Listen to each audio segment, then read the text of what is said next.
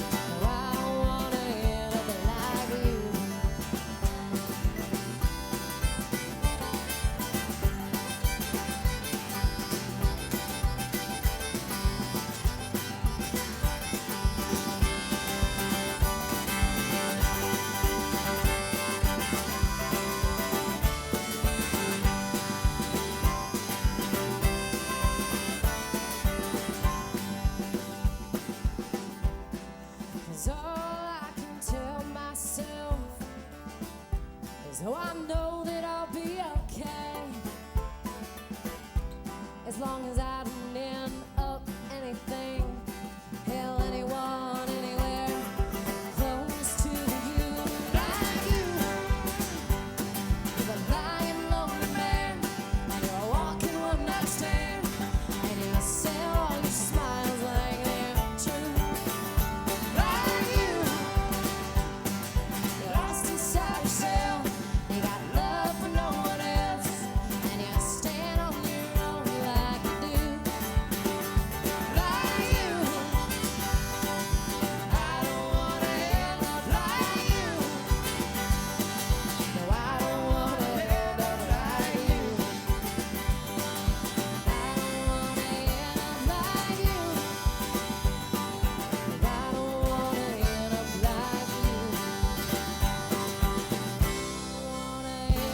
like you. Yeah, you know what? I started doing music about 10 years ago. I was an actor all my life, and I moved to LA from Atlanta. I got out of college in New York, and I was like, I moved out there for acting. And I don't know, I had to just take a break from it for a minute. And I was like, man, I have this guitar. I've never learned it. I've always watched singer-songwriters growing up in Atlanta. This was a big acoustic music hub when, like, in the late 90s. And so I was like, well, screw it, I'm just gonna try. So I started grabbing like little notes off the internet of like how to do chords and stuff. And then I would go to all these open mics and I would draw on these napkins, like everybody's, what they were doing with their fingers. I have all these napkins, just with like finger drawings. It was kind of ridiculous. So I sat down for about 3 hours a day and just learned that guitar, like nobody's business. questions, and I honestly just had a lot of blessings that came up. Like, I started playing the open mics finally when I was comfortable, and then I had a guy come along that had seen me at open mic and kind of mentored me, this guy named Dan, and he just mentored me and like taught me how to formulate a song. I'd always written poetry, and so it was really cool because he just kind of was, I don't know, like a best friend sort of mentor, you know. He just taught me how to formulate the song and what to do about, you know, song licensing for TV and film, and, you know, helped me do my first record was with my friend Brian. And I was like, let's just do a record. And I ended up getting signed to this little label, and I was just with them for about 3 months. And then I went off on my own, and I just would literally give CDs out to everybody I ever came in contact with. And I was always like, if you don't like it, just use it as a coaster, whatevs. And I don't know, it worked, because I started getting music licensing, and then Craig Ferguson was a customer of mine at my coffee shop that I worked at in the morning, and I just researched a lot. When everybody else was out partying, I was at home researching, so, you know, it feels good to do it on your own, because then you know, like, everything came from you working really hard instead of just, you know, being handed everything, you know? It's something to be really proud of.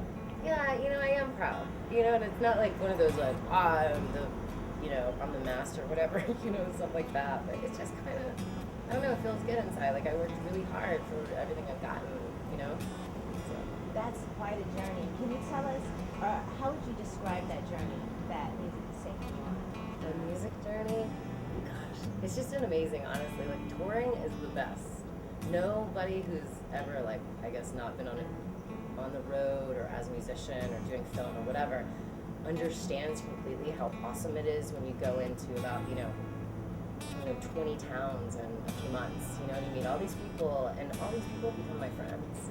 You know, it's like I can go to about 40 states right now and know somebody there. And that's the most amazing thing to me, just the, you know, having a beer with some, you know, random person in Nebraska, or, you know, playing cards in Texas, or, you know, those little things that really make the journey worthwhile, honestly.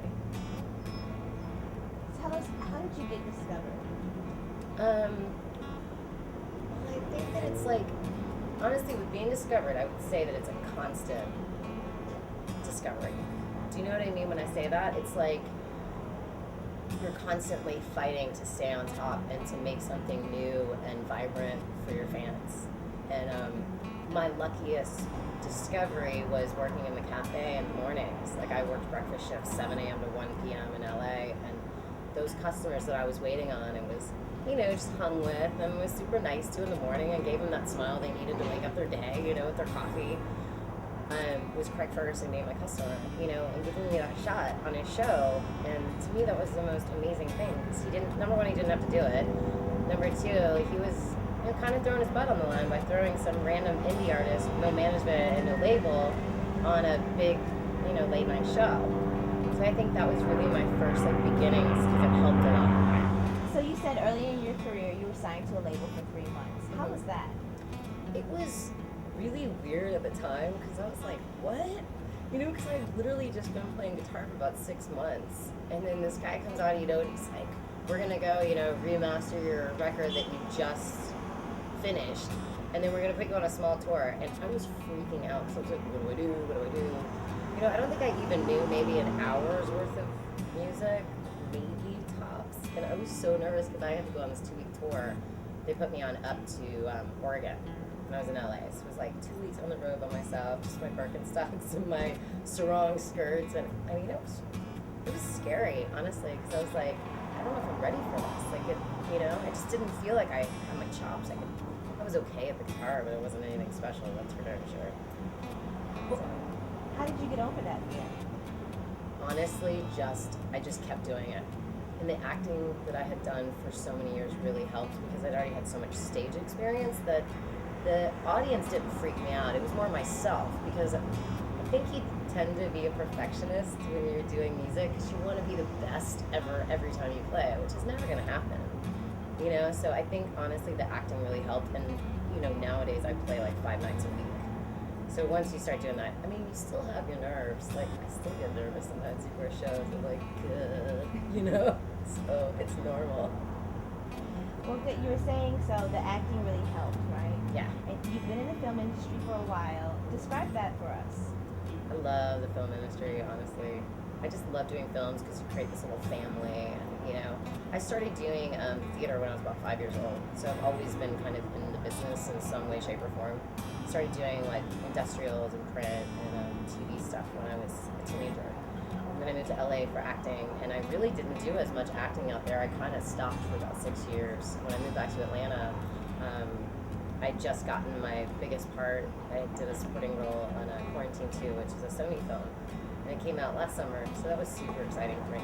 And I just did another film with Kevin Hart and Ice Cube called Ride Along, which will be out next year, so I'm super stoked. Those are super fun set to be on. They're hysterical. That sounds good. Like Yeah, that's a lot to look forward to. Tell us what inspires you to create your music.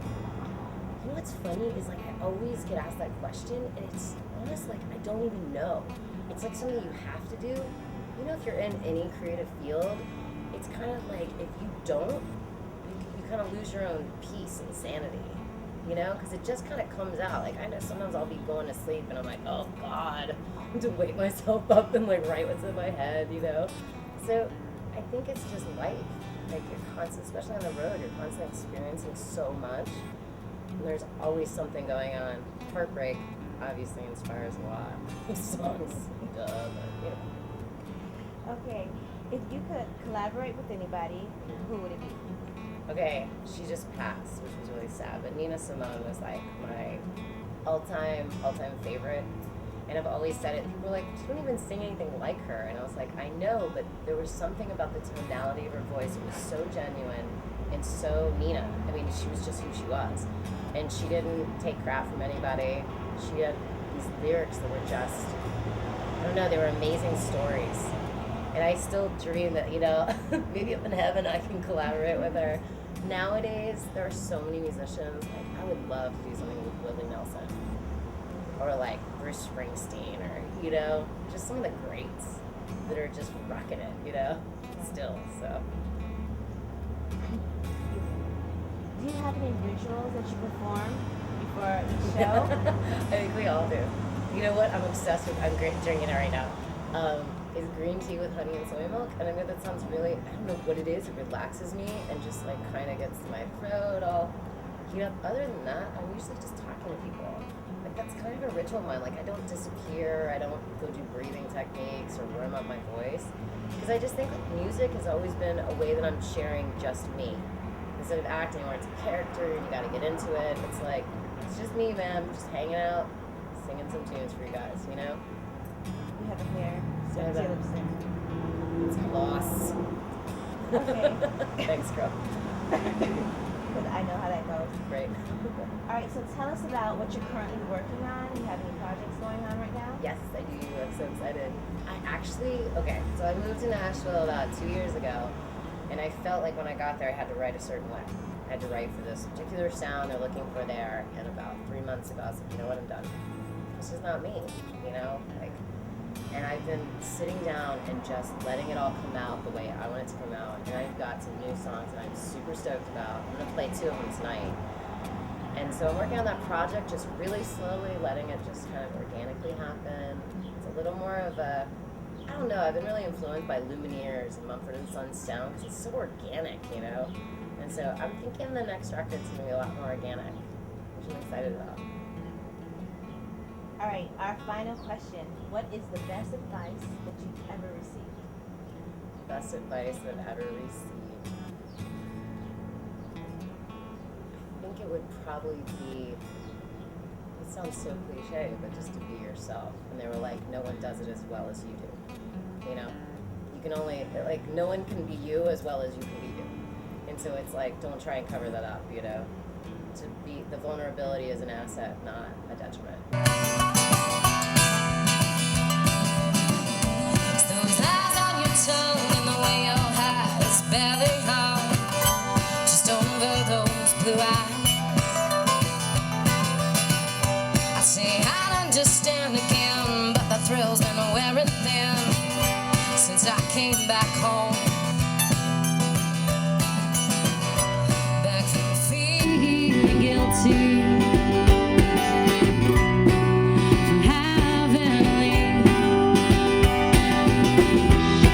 So that ran over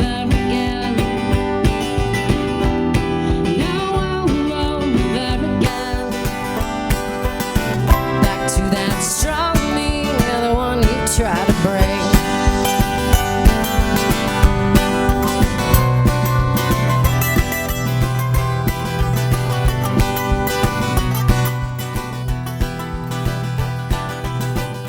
And all those long talks and huddle between switch and fall, the blame that I took for granted. For I fell inside and all the way down where I couldn't hide. I guess you got the best of me. That little girl lost in love, holding on just because. It's over and over again. No, over again. Back to that strong me, the one you tried to break. So if I could change the hands of time, want a new direction, what is mine? It's harder to move forward than rewind. So over again. No, over again. Nelson Nolan.